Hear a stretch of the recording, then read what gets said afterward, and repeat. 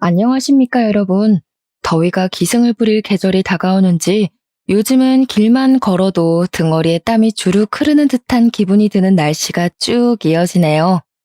이런 계절이 돌아오면 저에게 일어났었던 지난 과거의 사건이 하나 떠오르는데 저에게 참 잊지 못할 사건이기도 하고 잊으면 안 되는 사건이기도 해서 아직 기억이 생생합니다.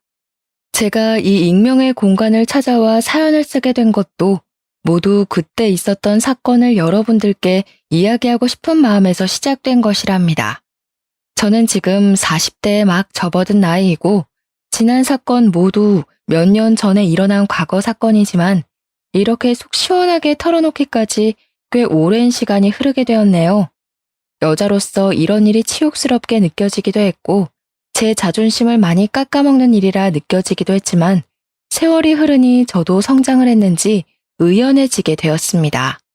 제가 어떤 일을 겪었는지 궁금하시죠? 대부분 이 사연을 들어주실 분들이 여성분들일 거라 생각을 하는데 제 이야기가 많이 공감되실 수도 있을 것 같네요. 제가 어떻게 이 험한 세상을 헤쳐나가게 되었는지 지금부터 제 이야기 한번 들어주시면 감사하겠습니다. 저는 대학 시절부터 8년이라는 시간을 함께한 남자친구가 있었습니다. 8년이라는 시간을 함께하다 보니 정말 누구보다 가족 같고 누구보다 더 빠르게 제 감정을 확인하고 살펴주는 사람이어서 제가 참 많이 의지를 했던 남자였습니다. 저희는 같은 대학을 나온 소위 말하는 캠퍼스 커플이었고 남들이 부러움을 살 정도로 알콩달콩하게 사랑을 속삭이는 커플이었습니다. 대학을 졸업한 이후에 저희 둘 다 평범한 회사원이 되었고 사회생활을 하면서 겪은 부당한 기억, 달콤한 기억을 모두 공유하며 오랜 시간을 만나왔습니다. 그렇게 오랜 세월을 함께했으니 당연한 수순으로 저희는 29살이 되던 해에 결혼을 약속하게 되었고 아직도 프로포즈를 받았던 그날이 생생하게 기억이 나기도 합니다. 저희 둘 다 같은 대학 같은 과를 나왔고 무려 8년이나 연애를 했던 장수 커플이었기 때문에 동기들 사이에서도 당연히 결혼을 할 줄 알았다며 주위의 축가를 한껏 받기도 했습니다. 저희가 청첩장을 돌리던 날 동기들을 전부 불러 모아서 파티를 열었는데 저와 같은 동기였던 여자친구 민지가 저를 정말 진심으로 부러워해 주었어요. 본인은 남자를 만나도 오래 사귀지를 못하고 일찌감치 헤어지곤 하는데 어떻게 8년이나 연애를 할 수 있냐며 비법을 전수해달라고 하기도 했습니다. 저는 민지와 친하게 지내던 사이는 아니었지만 제 남편처럼 자상하고 배려해줄 수 있는 사람을 만나면 가능한 일이라고 슬쩍 자랑을 섞어서 이야기를 했습니다. 민지에게 너도 너의 짝을 만나기만 하면 8년 연애는 물론이고 평생을 함께해도 괜찮을 거라는 생각이 들 거라고 용기를 주었습니다. 양가에서도 당연히 저희가 오래 연애를 했다는 사실을 알고 있었기 때문에 사실 결혼식을 올리겠다고 했을 때 반대를 할 곳도 전혀 없었습니다. 당연히 너희가 결혼을 할 줄 알고 있었다면서 시큰둥하게 언제 할 건데? 하는 식의 반응밖에 없었죠. 뭐 조금 허무하긴 했지만 사실 그만큼 함께한 시간이 있으니 반대를 하는 것도 이상하죠. 거기다가 둘 다 안정적인 직장 생활을 하고 있었기 때문에 양가에서는 둘이 알아서 잘 살았으면 좋겠다고 말씀을 하신 이후에 일절 상관을 하지 않으셨습니다. 식장을 정하는 것부터 드레스를 고르고 웨딩 사진을 찍는 것까지 준비하는 내내 딴지 한번 걸지 않으셨고 저희를 믿고 맡겨주셨습니다. 하지만 신혼집을 구할 때만큼은 저희 부부도 스트레스를 받게 되었는데 대출 문제로 걱정이 많이 되었기 때문이었습니다. 물론 직장이 있으니 직장인 대출을 받으면 되긴 했지만 이자라는 게 만만치 않게 나가더라고요. 둘이 벌어서 빚 갚는 데에만 돈을 다 쓰게 생겼더라고요. 그때 저희 아버지께서 고민을 조금 하시더니 노후 자금 목적으로 구매를 해두신 아파트에서 들어가 살아보라고 양해를 해주셨습니다. 사실 그 집을 선뜻 내어주실 거란 생각은 못했던 터라 마치 로또를 맞은 것 같은 기분이 들었죠. 일단 저와 남편의 신혼집도 해결이 되었으니 행복한 일만 남았구나 생각했습니다. 시작부터 아무 걱정 없이 술술 잘 풀리는 느낌이라 행복했는데 이 행복은 뭐 역시 아주 잠깐이었습니다. 모두의 축복 속에서 결혼식을 올렸고 누구보다 행복하게 살겠다고 다짐을 한 것도 잠시. 1년이라는 시간이 흘렀을 때 저희 부부를 뒤흔드는 사건이 일어났습니다. 그것은 바로 남편이 다니던 회사가 크게 부도가 나게 되면서 남편 회사 직원들이 대거 실직자가 되어버린 사건이 일어났기 때문이었습니다. 회사 내부 사정으로 인해서 다른 외국계 계열로 인수합병이 되었는데 그 과정에서 직원의 80%가 실직 통보를 받게 되었고 제 남편 또한 예외는 아니었습니다. 남편은 저에게 미안해했지만 저는 남편이 금방 취직을 할 수 있을 것이라고 생각을 했기에 제 외벌이로도 한동안은 버틸만 하다고 생각을 했습니다. 저는 남편에게 잔소리를 하고 싶지는 않았지만 젊었을 때 돈을 많이 벌어놔야 하지 않겠냐고 취업 준비를 소홀하게 하지 말라고 몇 번이고 부탁을 했습니다. 남편도 처음에는 빨리 취업을 할 것이라고 걱정하지 말라고 저를 안심시키며 큰 소리를 떵떵 쳤습니다. 하지만 이제 저희도 나이가 있고 경력직을 뽑는 자리에는 더 쟁쟁한 사람들이 몰려들고 하니까 남편의 취업이 생각만큼 잘 되지 않았습니다. 거기다가 요즘 시대가 엄청난 취업난에 시달리는 시대라고 하지 않겠습니까? 진짜 사람을 뽑는 곳도 없었습니다. 남편의 백수 생활은 한 달, 두 달 길어지기만 했고 그러다 보니 자연스럽게 남편도 집에서 노는 생활에 적응을 하기 시작했습니다. 원래 사람의 패턴이 무너지는 데는 하루도 채 걸리지 않는다고 하지 않겠습니까? 몇 개월을 집에서 놀다 보니 완벽한 백수가 되고 만 것입니다. 남편이 실직한 지 6개월이 지났을 때 저는 더 이상은 참아줄 수 없다고 생각을 해서 그때부터는 마음속에 있는 말들을 거침없이 내뱉으며 잔소리를 하기 시작했습니다. 남편에게 자격증이라도 따야 하는 거 아니냐? 언제까지 이렇게 집에서 놀고 먹으면서 계획도 없이 허송세월을 보낼 거냐고 했습니다. 그러자 남편은 시댁에다가 요즘 제가 스트레스를 너무 많이 줘서 사는 게 버거울 정도라는 식으로 일러바친 것이 아니겠습니까? 자기도 노력이라는 것을 나름 하고 있는데 와이프가 그걸 몰라준다면서 우는 소리를 한 거죠. 아니 휴대폰으로 아르바이트 사이트나 보고 있는 게 무슨 노력입니까? 차라리 이력서 같은 거라도 내고 구직 활동을 하거나 아니면 아르바이트라도 하면 제가 이해라도 하겠지만 그것도 아니었습니다. 그랬더니 시모가 저에게 버럭 성질을 내면서 이야기를 하시더라고요. 우리 아들한테 스트레스 좀 그만 줘라. 애가 살이 쏙 빠진 게 마음 아파 죽겠다. 남편 살이 5kg가 넘게 쪘는데요. 그게 뭐 자기가 편해서 찐 거겠어? 마음이 쏙 내려앉았다 뭐 이런 소리지. 앞으로 다 큰일 할 사람이니까 내버려두면 알아서 잘할 거다. 우리 아들이 어릴 때부터 말이야. 속 한번 썩여본 적 없는 진국 중에 진국이었어. 동네 아줌마들이 다 부러워했다니까. 말도 안 되는 소리를 하면서 남편의 편을 들어주는데 남편은 그 옆에서 자기 엄마가 최고라면서 알랑방귀를 뀌는 것이 아니겠습니까? 도대체 일러바칠 게 따로 있지. 부부간의 대화까지 일러바치면서 얄밉게 구는데 진짜 제 남편이지만 한 대 쥐어박았으면 좋겠다 싶을 정도로 짜증이 나더라고요. 그 이후부터 제가 무슨 잔소리만 하면 시모한테 일러대는데 한두 번은 시모의 남편 편드는 이야기를 들을만 했지만 날이 가면 갈수록 그 정도가 심해지더라고요. 나중에는 시모가 저한테 해도 너무한다면서 남편의 피가 말라야 멈추겠냐고 소리를 버럭 지르는 게 아니겠습니까? 너 우리 아들이 우습니? 연애할 때는 고분고분하게 굴더니 결혼하고 나니까 왜 우리 아들을 못 잡아먹어서 한달이야?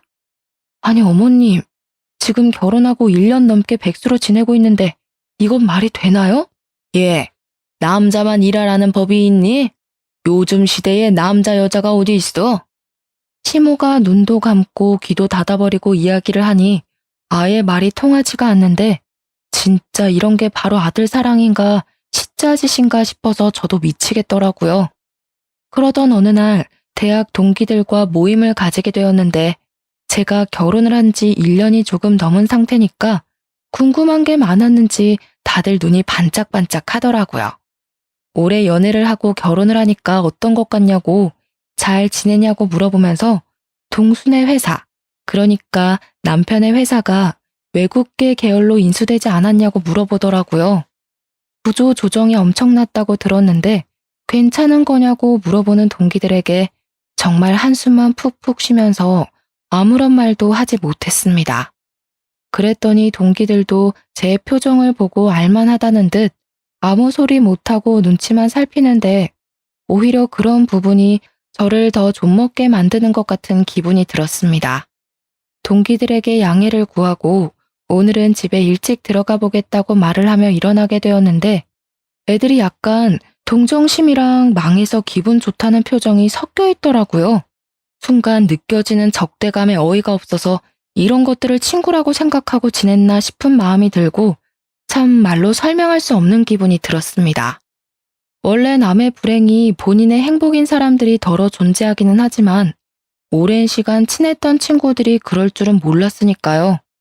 아무튼 서둘러서 그 자리를 떠나는데 민지 기억하시죠? 저랑 같은 과를 나오기는 했지만 별로 친하지 않았던 그 친구가 저를 따라 나오더라고요. 수정아 하면서 제 이름을 부르더니 할 말이 있다고 하더니 민지가 창업을 했는데 액세서리를 파는 쇼핑몰을 오픈했다고 하는 게 아니겠습니까?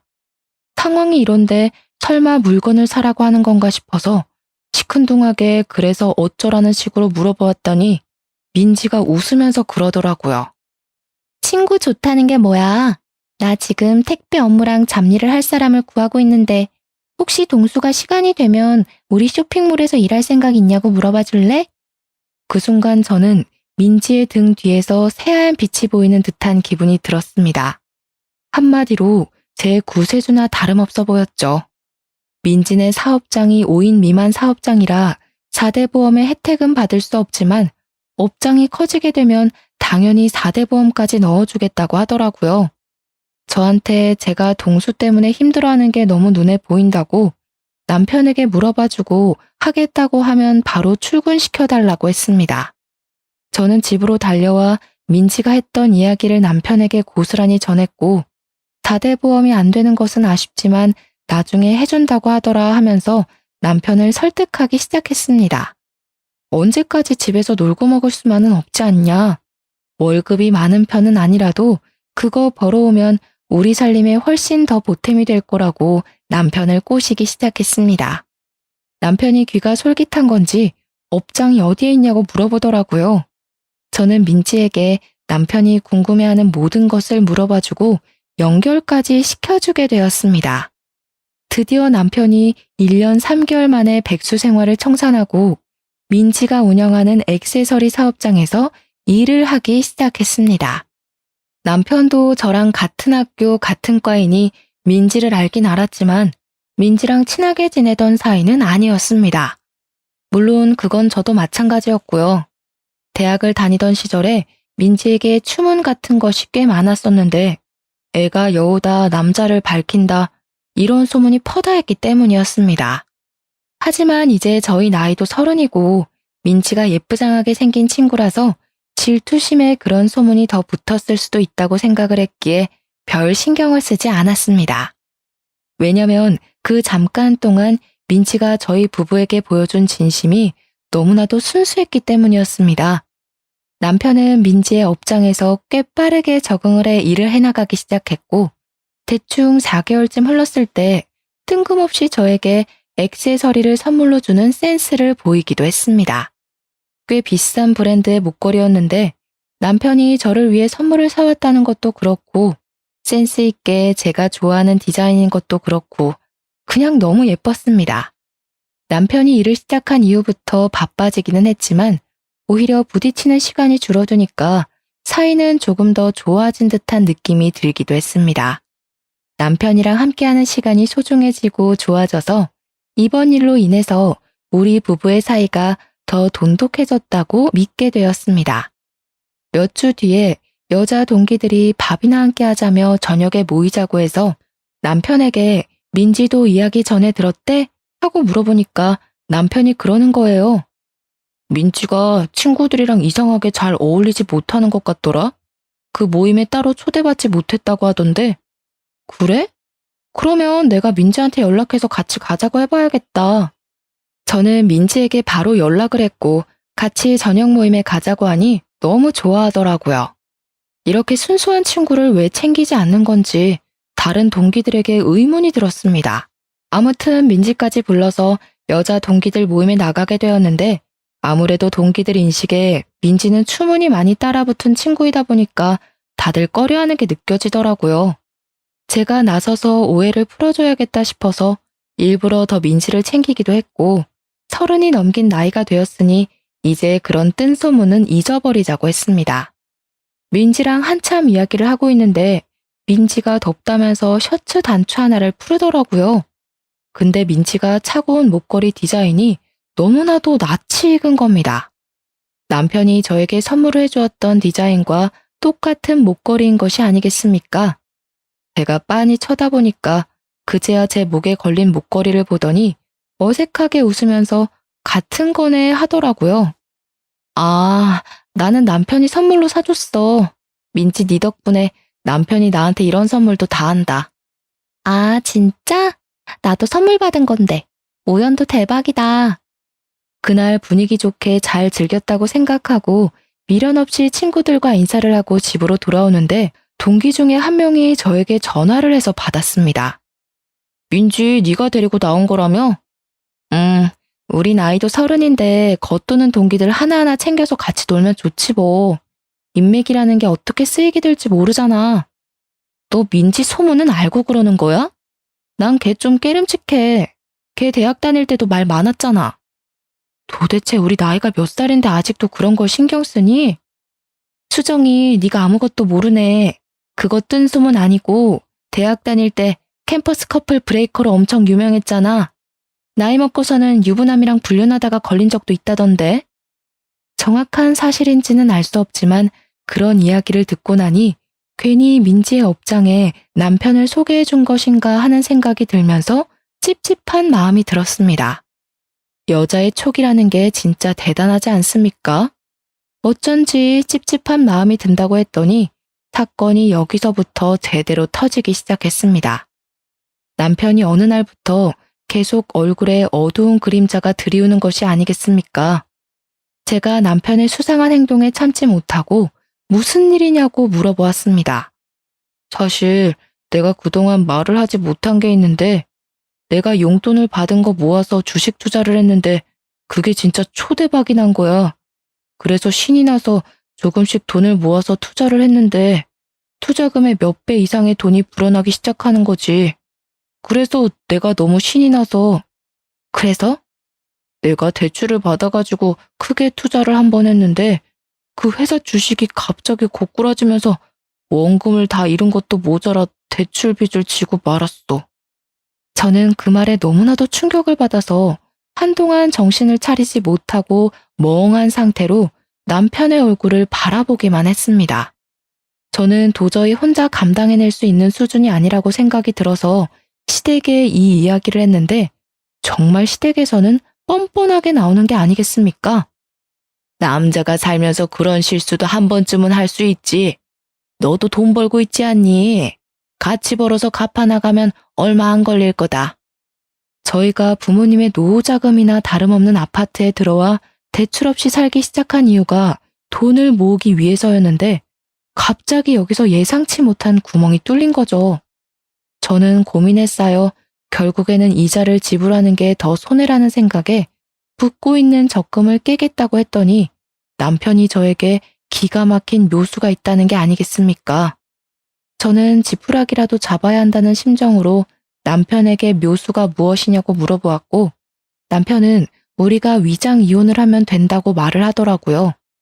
저는 순간 제가 무슨 소리를 들은 건가 싶어서 뭘 하자고 하는 거냐고 다시 한번 되물어봤는데 남편이 위장 이혼이라고 대답을 하더라고요. 내가 주식 투자를 한 사람들끼리 모여있는 톡방에 들어가 있는데 거기서 지금 다들 위장 이혼을 한다고 난리래.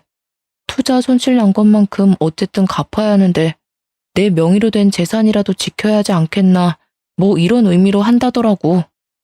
남편의 말에도 일리가 있다는 생각이 들었습니다. 모든 재산을 제 명의로 돌려놓고 위장 이혼을 하면 남편이 파산 신청을 해도 안전하니까요. 물론 이런 일이 불법이라는 것을 알고는 있지만 정작 제 코가 석자인 마당에 물불 가릴 때가 아니지 않겠습니까? 거기다가 남편이 계속해서 저를 설득해오니 저도 혹하더라고요. 어차피 주소만 시댁으로 바꾸는 거고 같이 사는 거야 문제가 없다고 서류상으로만 이혼을 하자고 하더라고요. 저는 한 달 동안 고민을 하고 남편의 꾸준한 설득 끝에 결국 위장 이혼이란 것을 하게 되었습니다. 저희 부부는 서류상으로 협의 이혼을 진행했고 아이가 없었기 때문에 한 달 만에 이혼이 성립되었습니다. 그런데 이혼을 마무리 지은 그날부터 남편이 정말 제 눈에도 보일 정도로 변하기 시작했습니다. 저는 급작스러운 변화에 상황 파악이 잘 되지 않을 정도였습니다. 분명 우리는 서류상으로만 이혼을 했음에도 불구하고 남편은 정말 저와 이혼을 한 사람처럼 굴기 시작한 것입니다. 시댁에서 잠을 자고 오겠다고 언제 빚쟁이가 찾아올지 모르니 시댁에 붙어 있는 게 좋겠다는 변명을 일삼았습니다. 시댁에서는 저희의 위장 이혼을 몰랐거든요. 남편이 굳이 위장 이혼을 하는 마당에 양가에 알릴 필요가 있겠냐고 했던 터라 말을 하지 않았던 것이었습니다. 남편은 그 이후에도 이 핑계 저 핑계 댈 수 있는 모든 핑계는 다 대면서 집에도 안 들어오기 시작했습니다. 맨날 무슨 돈이 있어서 그렇게 술을 마시러 다니는 건지 전화를 해도 안 받기 일쑤였고 문자를 보내봐도 다음 날이나 되어서야 겨우겨우 연락이 도착했습니다. 남편이 허튼 짓을 하고 다닐 사람이 아니라는 걸 그간 만났던 세월로 잘 알고 있지만 연락이 잘 되지 않으니 너무나도 답답했습니다. 혹시 빚쟁이들에게 해코지를 당하고 있는 건 아닌지 저는 매일매일 불안한 생활을 하게 되었습니다. 하도 걱정이 되니까 민지에게 가끔 남편이 일을 잘하고 있는지에 대해 물어보았고 민지는 저에게 출근도 잘하고 있고 일도 잘하고 있다는 상투적인 답장을 보내주었습니다. 그런데 자꾸 제 머릿속에 이러면 안 되지만 동기 친구들의 말이 문득문득 떠오르는 겁니다. 민지가 유부남이랑 불륜을 저지른 적도 있다던 그 말이요. 저는 애써 무시를 하려고 애를 썼지만 그러면 그럴수록 집에 오지 않는 남편에 대한 불신과 의심만 커져갔습니다. 그러다가 판도라의 상자를 제대로 열어버리고 말았습니다. 하루는 동기가 저에게 조심스럽게 당장 만날 수 있냐고 시간 되면 잠깐 보자고 연락이 왔더라고요. 시간이 된다고 만나자고 하고 제 답답한 속을 털어놓을 겸 만났는데 그 동기가 계속해서 제 눈치를 살피는 게 아니겠습니까? 뭔가 하고 싶은 말이 있어 보였습니다. 무슨 일이냐고 물어보니 저에게 고민 끝에 사진을 하나 보여주는데 백화점 액세서리 매장에서 제 남편이랑 민지가 팔짱을 끼고 쇼핑을 하고 있는 사진이었습니다. 제가 놀라서 동기를 바라보니까 동기가 저에게 드디어 하고 싶은 말을 하더라고요. 이거 봐, 이 둘이 바람난 거 아니야? 행동이 너무 자연스러워서 나도 모르게 사진을 찍었다니까. 지난주 이후에 선물 받은 건 없어? 요즘 대출 문제 때문에 남편이랑 연락도 잘 안 되고 집에도 아예 안 들어와. 이 정신 나간 년놈들이 바람났네. 내가 민지 조심하라고 몇 번을 말했어? 걔 이런 적이 한두 번이 아니라니까. 내가 수정이 네가 민지 챙길 때 정신 나갔냐고 물어봤던 거 기억하지? 동기는 저에게 열불을 쏟아내며 말을 했지만 저는 그 사진에서 눈을 떼지 못하며 아무 소리도 듣지 못하는 사람처럼 한참을 멍하니 있어야만 했습니다. 그래서 저는 남편을 미행해서 제가 생각하는 것처럼 정말 둘이 바람을 피우는 게 맞는지 확인을 해보기로 결심을 하게 되었습니다. 드라마에서 보면 다들 잘만 흔적을 찾아내고 현장을 잡아내던데 현실과 드라마는 엄청난 차이가 있더라고요. 들키지 않으려고 애를 쓰다 보니까 남편을 놓치게 되는 일이 다반사였고 뭐 하나 제대로 된 정보를 캘 수가 없어서 저는 큰 마음을 먹고 개인 흥신소를 이용하기로 했습니다. 이 사람들은 전문가라는 확신이 있다 보니까 적어도 제가 찾아내는 것보다는 낫겠다 싶어서 거금을 주고 그 사람들에게 미행을 부탁했습니다. 역시 돈이 좋긴 좋은 건지 미행을 시작한 지 3주 만에 건수를 제대로 잡았다면서 연락이 왔더라고요.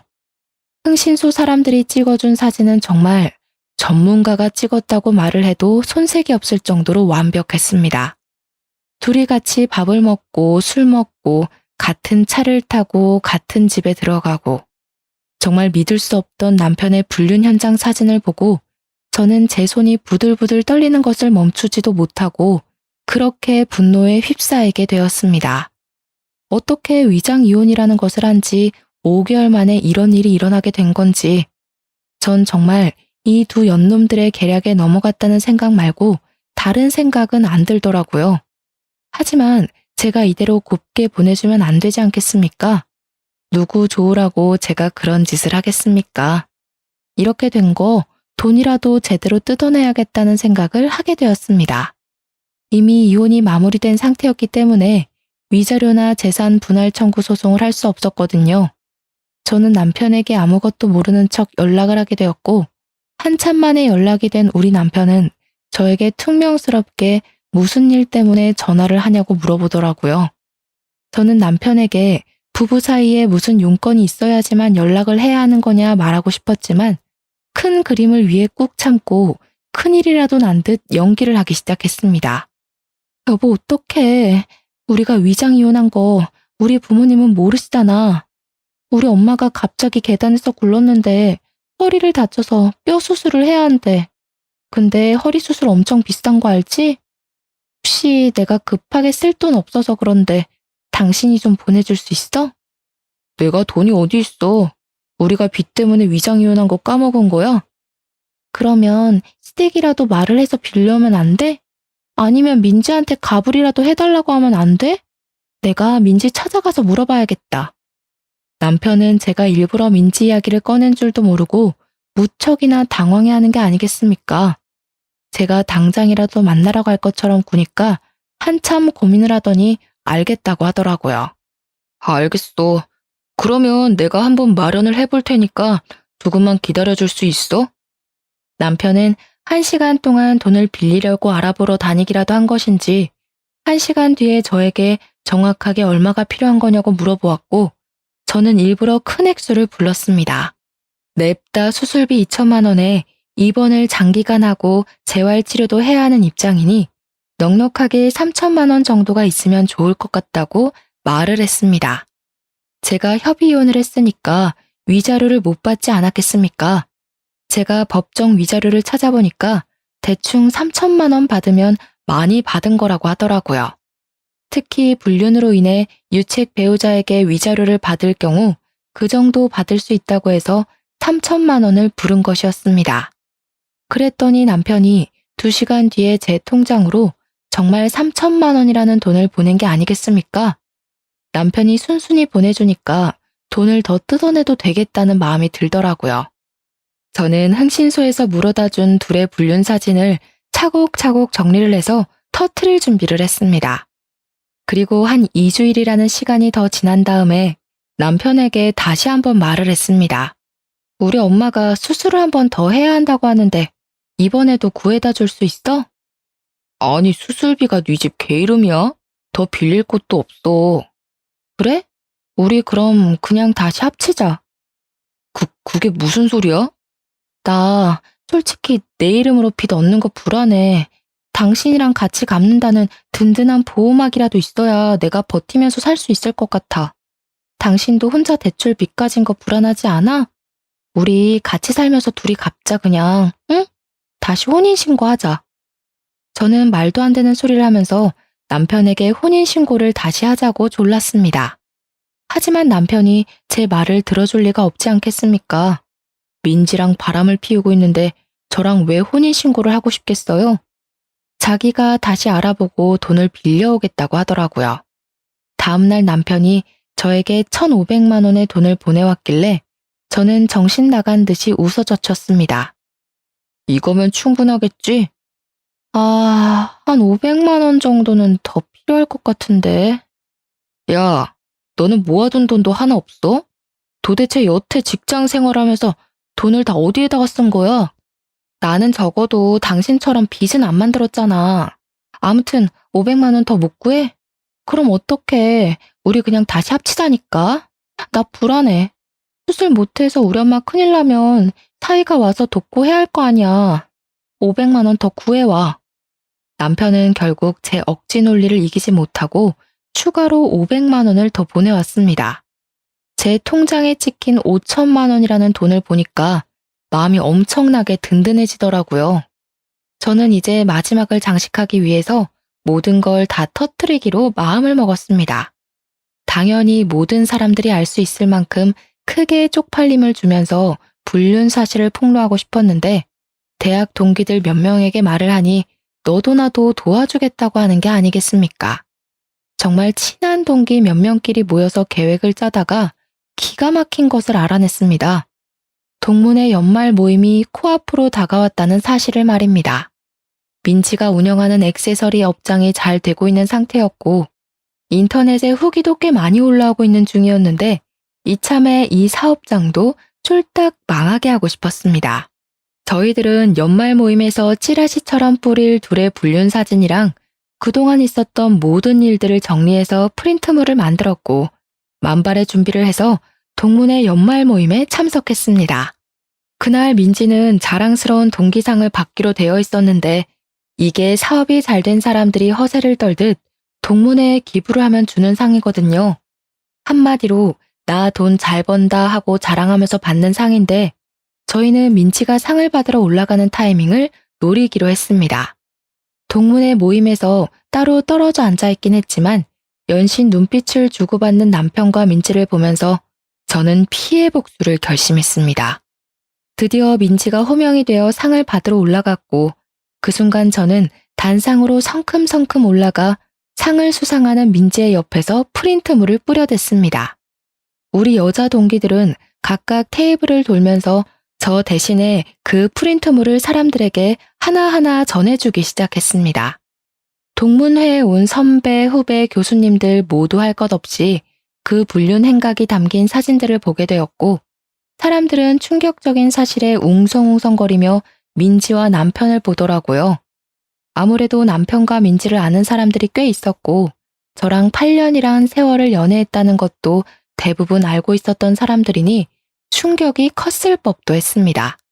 남편과 민지를 이상한 눈으로 바라보는 사람들이 늘어나자 그 둘은 얼굴이 사색이 되어서 발버둥을 치기 시작했습니다.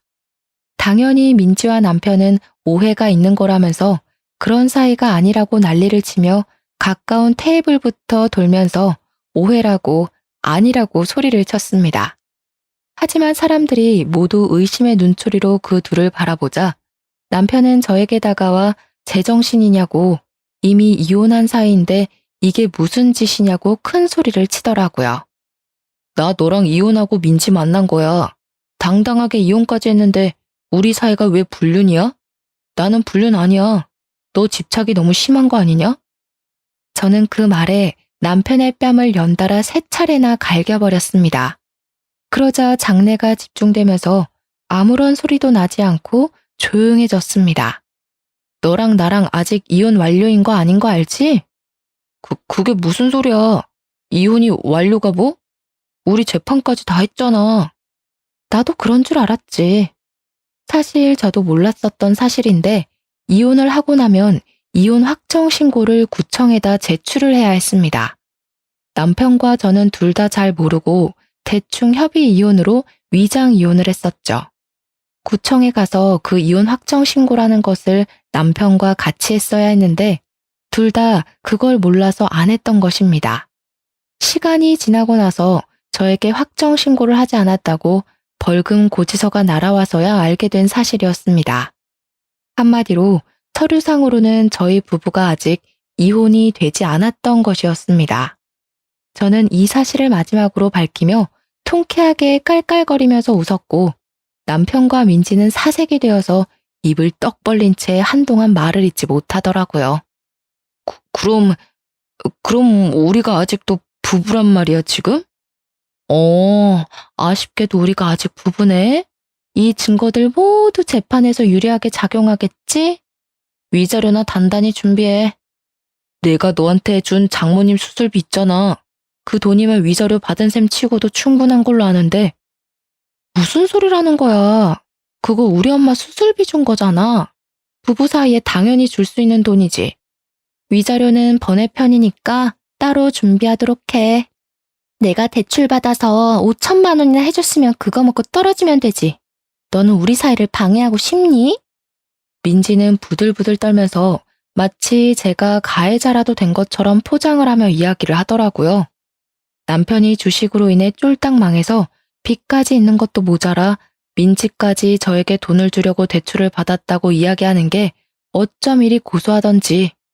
저는 민지와 남편에게 보란듯이 깔깔거리면서 너네가 빚을 졌던 어쨌든 내가 알 바는 아니라고 불륜 남녀의 비참한 최후라고 생각하라고 말을 하고 집으로 돌아왔습니다. 저는 저를 도와준 동기들에게 진심으로 고마움을 전했는데 동기들은 이대로 끝내기에는 아쉽다고 민지의 쇼핑몰에 테러를 하자고 하더라고요. 내가 SNS 스타인 거 알고 있지? 우리 딸 육아일기로 엄청난 팬들을 보유하고 있잖아. 자, 내가 SNS에 제대로 한번 올려줄게. 동기 친구 하나가 인터넷에서 영향력이 꽤 있는 유명인인데 쇼핑몰이 특정은 되나 누구인지는 아리송하게 SNS에 불륜 폭로 글을 올려주었습니다.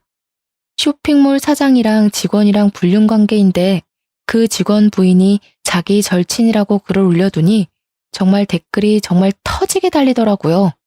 당연히 제 동기의 SNS를 구독하고 있는 사람들이 신상 정보를 하나둘 캐기 시작했고 곧 민지네 쇼핑몰에는 악성 댓글이 달리기 시작했습니다. 구매 후기에도 온통 불륜녀 투성이고 인터넷에 검색하면 자동 완성 기능에 땡땡 액세서리 불륜녀가 뜰 정도로 인터넷에서 화제가 되었습니다. 동문회 그 사건이 있었던 이후 딱 3개월이 지나서 민지네 쇼핑몰은 완전히 망해버리고 말았습니다. 저는 남편과 제대로 이혼을 다시 한번 하기 위해 이혼 소송을 걸게 되었고 위자료까지 받아내겠다는 일념으로 3천만 원을 청구했습니다. 남편이 이미 투자 실패로 인한 빚이 있고 민지도 저에게 5천만 원을 주느라 빚이 생긴 마당에 위자료 3천만 원까지 청구를 하니 시댁은 난리가 났습니다. 너네가 벌써 10수년을 함께한 사이인데 한 번만 눈 딱 감고 용서를 해줄 수는 없겠니? 우리 집안의 며느리는 너 하나뿐이다. 그동안 계속 저를 은근히 구박해온 시모가 깨갱하고 숙이면서 이야기를 하는데 고소한 마음이 들면서도 어이가 없더라고요. 저는 저 인간이랑 다시 합치고 뭐고 할 생각 전혀 없거든요. 돈이나 마련해 두세요. 민지와 남편도 저를 찾아와서 무릎을 꿇고 정말 사정사정을 했습니다. 사업장이 망한 데다가 갚아야 할 부자재 거래 대금도 있고 빚도 생겼다고 하면서 자기들이 사죄를 하겠다고 한 번만 용서를 해달라고 손이 발이 되게 빌었습니다. 저는 이참에 마지막 장식을 해야겠다는 아이디어가 떠올랐고 그들에게 물어보았습니다. 그럼 내가 너네 둘 헤어지라고 하면 헤어질 거야? 그러면 너네 둘이 서로 뺨 때리고 싸워봐. 그거 보고 내가 속이 풀리면 위자료 청구는 취소할게. 민지는 누나를 굴리면서 제 눈치를 보는데 그 말이 끝나기 무섭게 남편이 민지의 뺨을 확 치는 것이 아니겠습니까? 민지는 뺨을 얻어맞고는 지금 자기를 때린 거냐면서 남편의 머리채를 잡고 쥐어 흔들기 시작했습니다. 갑자기 둘이 치고받고 싸우면서 물어뜯는데 그걸 보고도 저는 별 감흥이 생기지 않더라고요. 통쾌하기는 했지만요. 도대체 얼마나 세기말 사랑인가 궁금했는데 고작 그런 걸로 서로 뺨 때리고 머리 쥐어뜯고 싸우는 꼴이 우습기만 했습니다. 제가 그 자리를 박차고 일어나 나오는데 갑자기 둘 다 거짓골을 하고 따라와서는 자기들이 이렇게까지 했으니 3천만 원 청구한 거는 물러주냐고 하더라고요. 내가 왜 그래야 하는데? 너네 둘이 싸우든 말든 헤어지든 말든 지지고 볶던 관심 없어. 나는 그냥 내가 받아야 할 돈 받는 거야. 너한테는 혼인 파탄 책임 위자료, 너한테는 상간녀 위자료.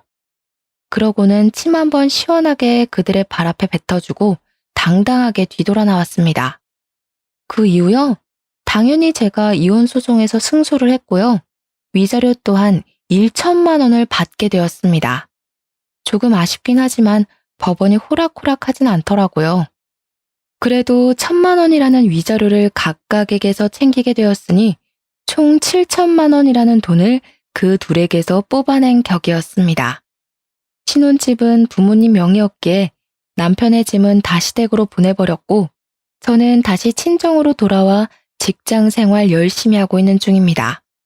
남편과 민지는 둘이 서로 뺨 때리고 싸운 이후에 감정의 골이 깊어진 건지 뭔지 헤어졌다는 소문이 귀에 들려오더라고요. 남편은 폐인이 다 되어서는 저에게 울면서 한두 번 전화가 오긴 했었는데 제가 미쳤다고 그런 전화를 받아주겠습니까? 차단했습니다. 저는 솔직히 속도 많이 상하기도 했고 우울함이 찾아오기도 했었습니다. 그런 찌질이를 10년이 넘는 시간 동안 내 사람이다 하고 지낸 게 억울해서요. 이 마음을 훌훌 털기 위해서 저는 마음치료소에서 상담을 받기도 하고 새로운 취미를 하나 가져보라고 해서 테니스까지 시작을 했습니다. 몸을 안 쓰다가 쓰려고 하니까 삐걱거리기도 하고 멍도 들고 힘이 들긴 한데 운동하면 막 아드레날린이 샘솟는 기분이더라고요. 우리 부모님께서도 저에게 고생 많았다고 잘 대처한 거라고 해주셔서 지금은 진짜 마음 다 털고 행복한 생각만 하면서 살고 있습니다.